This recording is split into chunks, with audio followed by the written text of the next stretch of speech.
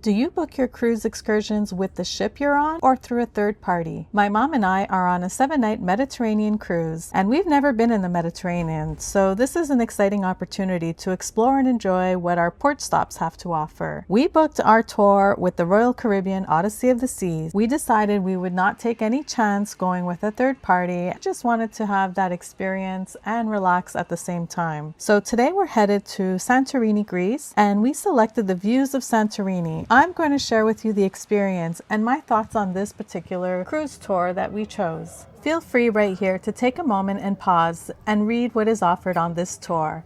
And just for reference, for the two of us, so 2 adults, we paid approximately $210 Canadian, which is equivalent to about $155 US. And that was at the time of booking, and I would say that was about 2 months before the actual trip, and so we were able to grab a discount of about 20% for this rate. Our third sea day was our Santorini day, and our cruise actually ended up at port before 11 a.m. And so we were allowed to get off almost 2 hours earlier than expected, which was 1 p.m. But our tour only started at 4:30. So we had the dilemma because the only way to get off the ship was to tender, which means you'd have to take a water taxi. And then from the water taxi, we'd have to find another mode of transportation to get to one of the towns. We decided it wasn't worth exploring on our own, and so we waited on the ship until 4:30 when it was time to go to our actual tour. I have to say, it was quite nice to feel the empty ship as if we had it all to ourselves.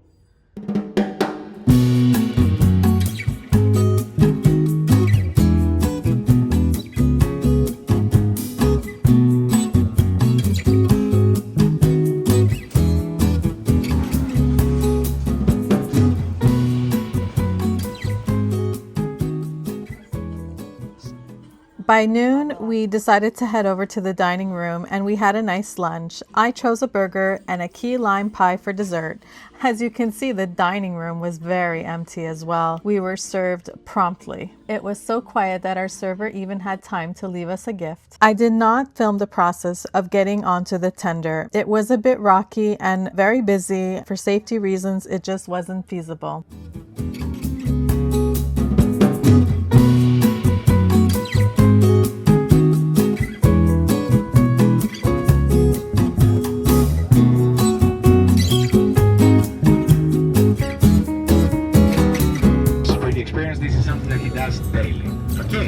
But still, if you're afraid, you can do what Pyrgos does.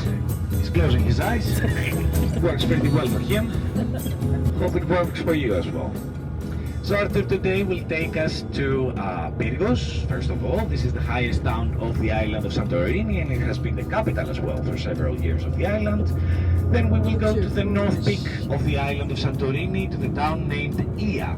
So O and I in Greek pronounced E. Okay, so it's Ia, not Oya. Oya. Although if you say Oya, everybody will understand. And then we're gonna go to the capital of the island, Fira town, with an F, F-I-R-A. Okay, Fira town. And then of course we're ending our tour here at the commercial port of Athenios. During our drive, we're not allowed to stand up, and of course there is a seatbelt if you like to fast. I want you to give trust to our driver, okay, because we might face other buses driving downwards and things might feel tricky, but again, this is something that I do daily. I can see your eyes there. Big old, oh my god. And here it comes the first turn, and this is why I'm sitting opposite. It really pays off for me. Here we go. So, ladies and gentlemen, on the right-hand side in the middle of the water, we have an active volcano. We didn't start well. So this is the island of Nea Kameni. Nea means new, Kameni burnt, so it's the new burnt island. And actually on top of it, there is the youngest land of Greece, and this is a result after some magma release back in 1952. Okay? Don't worry, all of our active craters, they have machinery on top and they collect data daily, such as ground movement and temperature differences. Okay, so we will be aware if something is about to erupt. I wouldn't be here. Okay, so trust me. Right in front of the active volcano Nea Kameni, we have the island of Palea Kameni, the old burnt. And this is also a volcano, but it's not active anymore. That's the good news.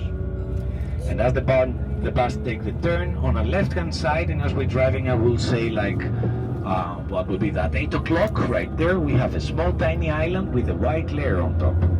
This is Aspronisi. Aspro, white, Nisi Island. And it gets the name from the last layer that is covering the top, which is pumice stone, right? Which is white. Keep in mind that pumice stone is the last layer of the whole land of Santorini, and a really important material for us. I will tell you more about it. Right behind Nea Kameni, we find the second largest island of the complex of islands of Santorini, and this is Thirassia, T-H, Thirassia. And we can spot some white houses on top, right? This is the town of Manolas. Approximately, there are about 300 people living up there today. I usually like to say that traveling to Thirassia is actually a time travel. Things are pretty back on time up there. Think that somebody who owns a car on the island of Thirassia today, they need to travel to Santorini in order to find a fuel station, right? So, highly recommend you, if you plan to visit Santorini again, put Thirassia on your bucket list, especially for food.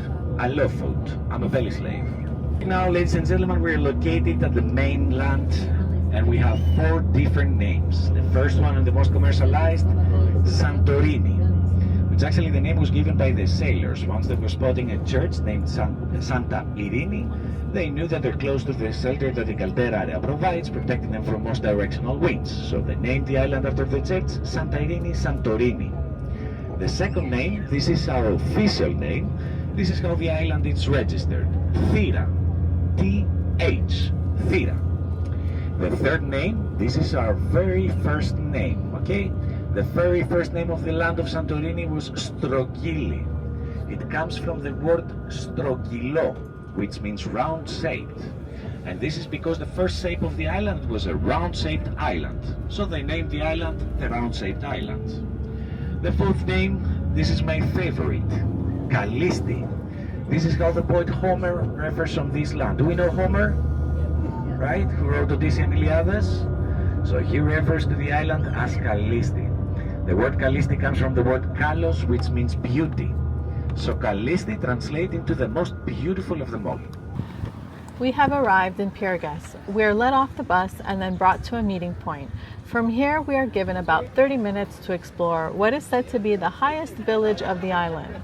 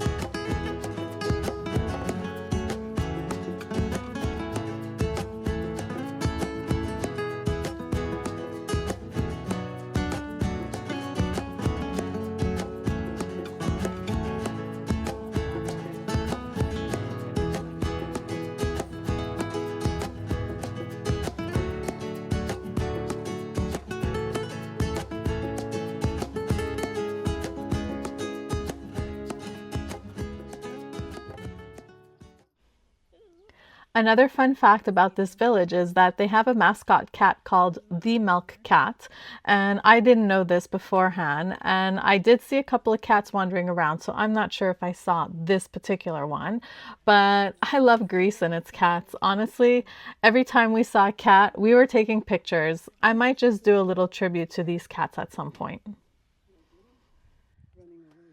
Now here's a pro tip for you. Don't do what we did.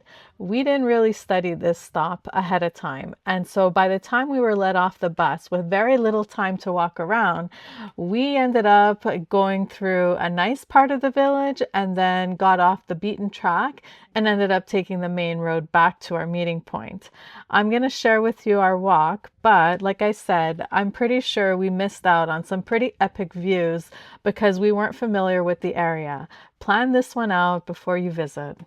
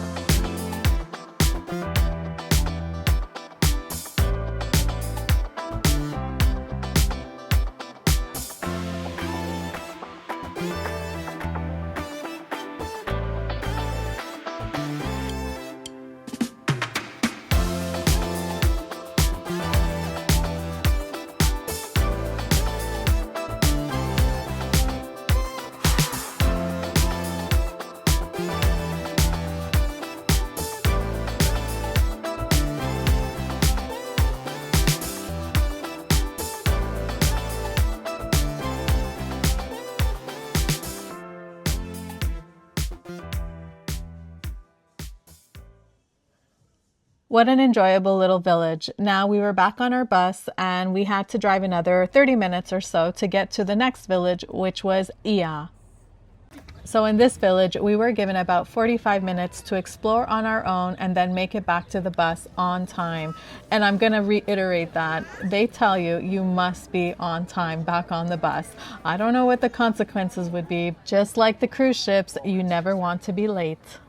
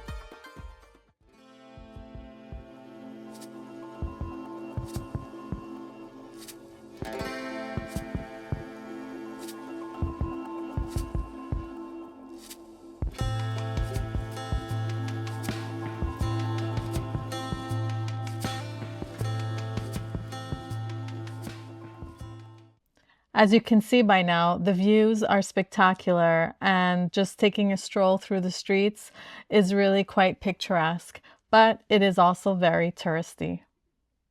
At this point, we're having to make our way back to our bus now. We still have one more village to visit.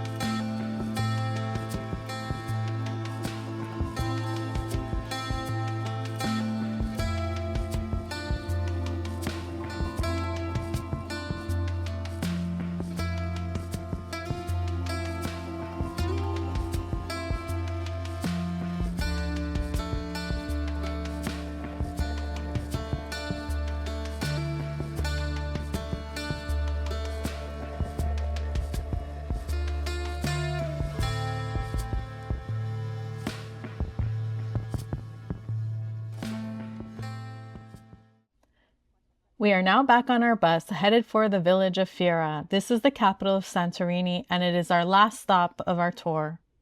So, more facts about Santorini. And I assume that you had the chance to see a lot of churches. Is that correct? Well, basically you haven't seen anything yet. An island of 14,000 people, 600 plus churches. The number is crazy. So first of all, we have both groups. 30% of the population are Christian Catholics and 70% of the population are Christian Orthodox. The 600 plus churches, it goes mostly to the Orthodox part. So I want you to understand that, okay? We're back in the time where we don't have machine boats. We're still sailing, right? And you have somebody that you really love sailing out in rough season weathers, like your brother, your husband, your son. So it was really common back in the time for people to turn to the saint that they feel more comfortable with, praying, saying, please keep him safe, and I will build a church on your name. So pretty much this is how we ended up so many churches. The good news though, is that we have 600 plus reasons to celebrate. We celebrate every single one of them on their name's day. So in general in Greece we celebrate our name. Okay, and it's actually a more important celebration than our birthday. Not more important, but actually not everybody knows when I was born, but everybody knows when is my name day. Okay, so it's a big celebration, a big fest, and we celebrate every church as well. Of course, we can't celebrate every single church that they celebrate the same day, because we have several different churches that are devoted to the same saint, right? But we try to celebrate the most we can. And that will be a big fest hopping for us. So we will start from the smaller, ending to the larger. We call it Panigiri. And this is actually a good reason for the whole island to gather at the same place. There is a lot of food, endless wine, a lot of music and dancing until early in the morning. And when I say early in the morning, I don't mean like 1, 2 o'clock, I mean like 5, 6 o'clock in the morning. Personally, I don't miss a single one of them. That's my favorite thing to do. So, in order to understand the importance to fulfill the prayer and actually construct the church that you promised, there was a year that we had no rain at all. And people, in order to construct the Red Mary, instead of water, they used red wine to mix the materials. And actually the walls, the inner part, it has a reddish color because of that. And of course we didn't use the white one, we drank it, red wine, secondary for us, right? So the size of this type of churches is actually a size that it can easily fit 30 to 50 people inside, so it's not really small. Really big churches, public. A church on the size, I think that we're going to find one. There is one here. There is St. Nicholas. Once I spot it, I will tell you. Okay, but we're going to find like a blue dome somewhere on this hill close, so you're going to get the feeling of the size of what I'm talking about. No, not this one. This has a different story. This is in a private area, in a private house. The story goes there are two reasons for somebody to construct a church in their yard. The first one, it goes back in the time where Greece is under Turkey. So Passas has ordered his soldiers not to enter properties that they have a church inside. So people used to build a church in their yard to protect their property. The other reason is even more funny. We have an electrician here. You were, right? Yeah, boom, I remember that. So electric power, yeah, this is the size of a private church. Okay, so the church that we see up on the hill. So the other reason for somebody to construct a church in their yard is electricity power. Electric power didn't find the island of Santorini until early 70s. Okay, so it's pretty recent actually. The thing there is that in Greece we have like a huge grandiocracy. So a way to skip this grandiocracy, it was actually to put the church in between. So if you construct a church that it can fit minimum 2 people inside, the priest and the believer. This is what the church requires in order to recognize a church as a church, right? So if you do that, then the church goes in between and it orders the government to give power to this church. So immediately the house gets power as well. So that was another reason. Still today you find these type of churches. And basically they use exactly the square meters that it requires. Otherwise, because I mean the churches that they were constructed back in the time where we were under Turkey, those are pretty good size of a church, right? I mean, believers, they will build something to protect them as well. When it comes to electricity power, that was like totally to skip grandiocracy. How many square meters? That much, not a single centimeter more. Where do you get your power? Where do we get our power? So we used to have a factory on top of the island. We still have this factory, okay? But nowadays we are connected through submarine wires with the mainland. I mean, we used to have big blackouts, pretty often like blackouts, right? So it destroyed like a lot of machinery and things here on top of the island. And Santorini, I don't know if I said that already or it was the tour before. Santorini actually provides the 30% of the GDP, okay, of the national GDP. So that's a big percentage, though. So they don't want it to happen.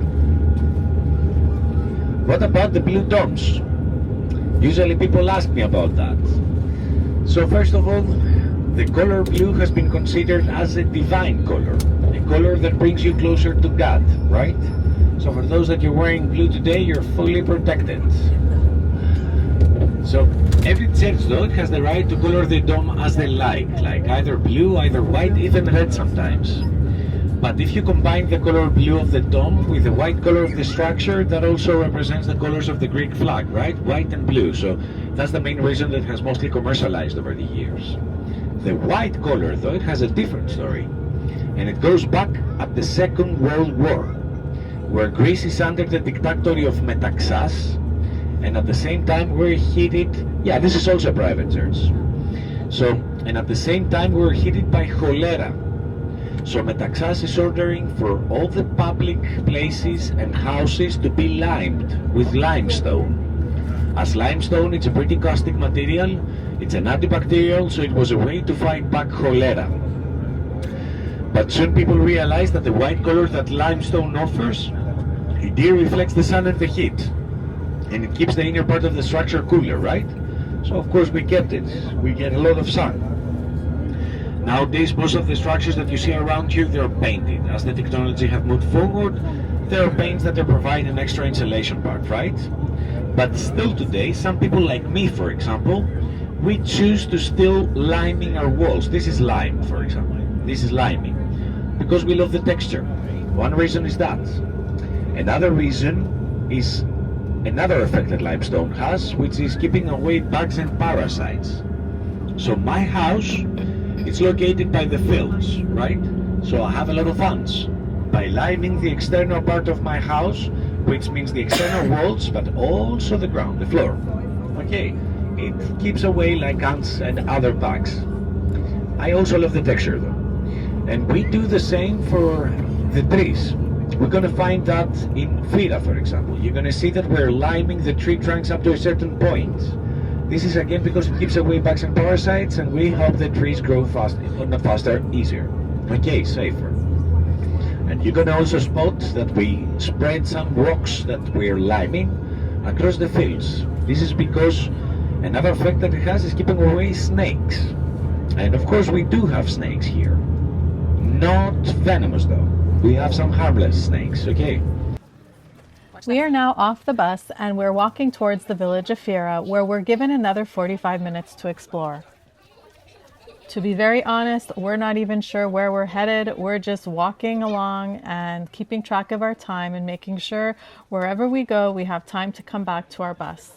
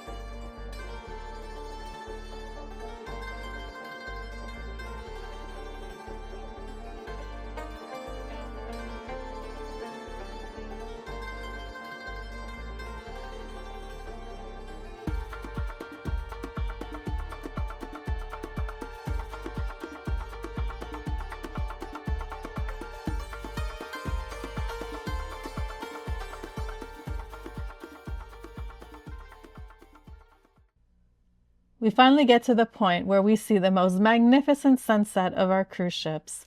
And looking down below, you can see this is the staircase that is known for the infamous donkeys that go up and down. And it's also a staircase you can choose to walk. Just be mindful, they're said to be very slippery and a little stinky from the donkey poo. On the right-hand side, just above where I am standing, is the cable ride cars that you can also choose to take to get to the port. Now, this port actually was not being used for our cruise ship. We actually tendered to the newer port. This is considered the old port. So be mindful where your cruise is dropping you off and picking you up to be sure that you're not late to get back to your cruise ship. And so this means our tour is now coming to an end. And I'd like to give you just a few thoughts of what I thought about this excursion. And I hope that I've been able to give you some insightful information if you're thinking of booking it as well. Now for us, this wasn't an issue. We were on a tour, so at this point, we just needed to turn around and head back to meet our bus. And from there, we would now take our bus ride back to the port where they would tender us to our ship again.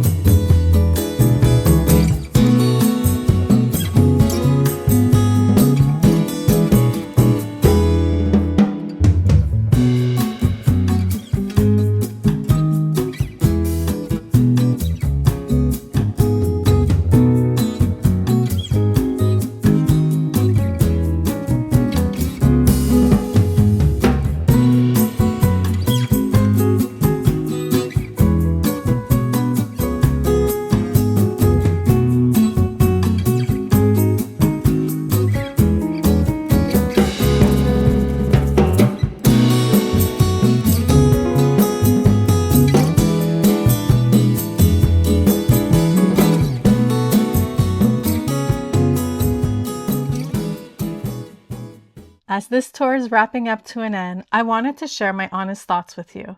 As you just watched, the tour started in Pyrgos and then took us to Ia and Fira, all very beautiful and iconic spots. And as the tour is called Views of Santorini, this holds very true. The bus ride itself was super comfortable, and our guide was both friendly and knowledgeable, which really helped make the history and the scenery come to life. I really felt like I was seeing the Greek island Santorini for what it truly was. However, it all felt very rushed. We only had between 30 to 45 minutes in each location, and that just wasn't enough. The narrow streets were very busy, and it was all really hard to soak up everything in, and we couldn't really visit and shop and eat. It missed something for us. And as a first-time visit, I have to say, I'm glad we did it. But if I could do it again, I would choose one of the locations and go at a much slower pace and spend several hours in just one location, as Santorini really deserves more time. As a first-time visit to Santorini, I'm glad we did this tour. I will leave you off now, where we are just waiting for the tender boats to take us back to the cruise ship. It is getting close to 9 p.m. and the cruise ship will be leaving shortly after we get back on board. We are one of the last group for the excursions of the day with Royal Caribbean. In our next episode, we are going to be in Kusudasi, Turkey, and visiting the sites of Ephesus. I hope you stay tuned to watch.